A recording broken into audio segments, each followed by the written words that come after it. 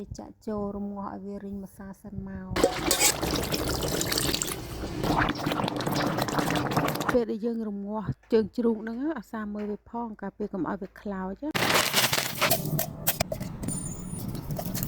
ជំរាបសួរជនរួមជាតិជាទីស្រឡាញ់ថ្ងៃហ្នឹងមកស្លសម្លខគិតទៅខ្ញុំខាន់ស្លសម្លខប្រហែលជិត2ឆ្នាំហើយខថ្ងៃហ្នឹងខ្ញុំយកជើងជ្រូកយកមកខខ្ញុំយកទៅស្រុះទឹកក្តៅហើយលាងឲ្យស្អាតមកផ្សំមានអំបិលស្ករប៊ីចេងទឹកត្រីម្រេចទឹកប្រេងខ្យងខ្ញីរំដេងបងអត់មានខ្ញីដាក់តែរំដេងក៏បានដែរខ្ទឹមសខ្ទឹមក្រហមហើយនឹងគល់ជីវ៉ាន់ស៊ុយឬក៏បើមានក៏បុកចូលមកបើអត់មានក៏ហីតអត់អីទេមានយើងបុកទៅឈ្ងុយឆ្ងាញ់ល្អណាស់ហើយមាននៅឈើអែមហើយនឹងផ្កាច័ន្ទប៉ុន្តែខ្ញុំអត់ដាក់អីឈើអែមនឹងផ្កាច័ន្ទអត់ដាក់អីក្រុមគ្រួសារខ្ញុំអត់ចូលចិត្តក្លិនដែរច្បល់គ្រឿងកុំភ្លេចចាក់ខ្លាញ់1ស្លាបព្រាផងដើម្បីឲ្យវាទន់វាចូលជាតិបានល្អវាកាន់តែឆ្ងាញ់ណាបងប្អូនហើយស្អាតវាទុកប្រហែលកន្លះម៉ោងទៅ1ម៉ោងកាន់តែឆ្ងាញ់ទេសក្តៅដាក់ខ្លាញ់ដាក់ខ្ទឹមបំពងឲ្យឡើងឈ្ងុយចាក់ស្ករស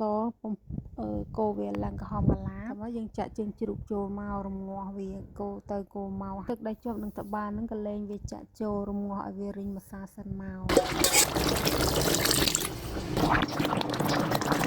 ពេលដែលយើងរងាស់ជើងជ្រូកហ្នឹងអាសាមើលវាផងការពេលកុំឲ្យវាខ្លោចនេះភ្នែកបន្លែដែលខ្ញុំត្រូវយកមកខហ្នឹងមានទំពាំងស្ងោរបន្តិចផ្សិត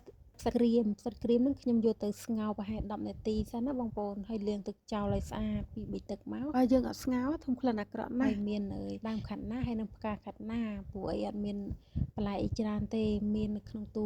មានអីគឺដាក់នឹងឯងបងប្អូន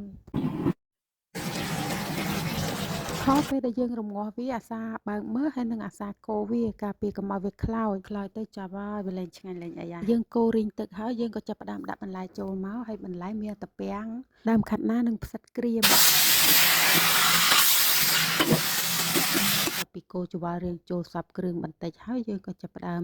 ចាក់ទឹកវាចូលមកហើយចាក់បរិមាណមកសមល្មមកុំច្រើនពេកហើយកុំតិចពេកតាមបងប្អូនដែលចូលចិត្តណាព្រោះចាក់ច្រើនបើខ្ញុំចាក់ច្រើនក៏ខ្ញុំរងាស់ឲ្យវារីងមកល្មមដែរបងប្អូន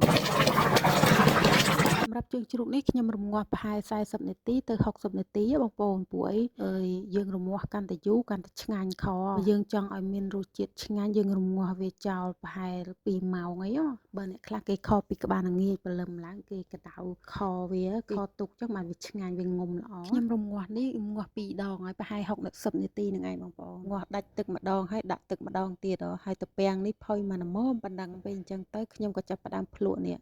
ត្រពាំងថាត្រពាំងនឹងឆ្អិនមកល្មមឆ្ងាញ់ហើយនៅបើថាឆ្អិនល្មមហើយចាប់ផ្ដើមដាក់ផ្កាខាត់ណានេះចូលហើយផ្កាខាត់ណាហ្នឹងមិនបាច់ចាំដាក់ឆ្អិនពេកទេដាក់មកល្មមផុយមិនច្របបងប្អូនហូបច្របអាហ្នឹងឆ្ងាញ់ហើយបើមានស្លឹកខ្ទឹមដាក់រោយពីលើទៀតកាន់តែឆ្ងាញ់ហ៎បងប្អូនកាន់តែឈ្ងុយតែខ្ញុំអត់មានស្លនេះស្លតាមបែបអ្នកផ្ទះខ្ញុំឯណាបងប្អូនអញ្ចឹងការស្លអត់ដូចគ្នាទេ